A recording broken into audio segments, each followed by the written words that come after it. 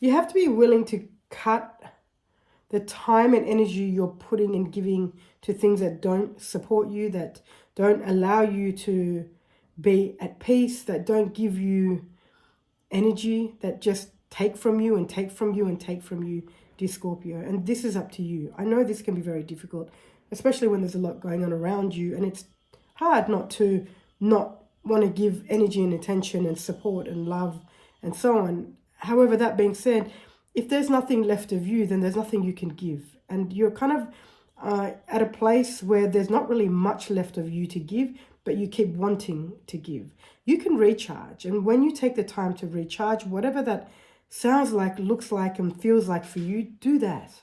And once you feel more recharged, whether that takes a day or 6 days or 5 weeks, that's okay too. Then you will have the space to be able to support and give with kindness and love, and not continue to feel like you're getting that slap in the face no matter what you're giving.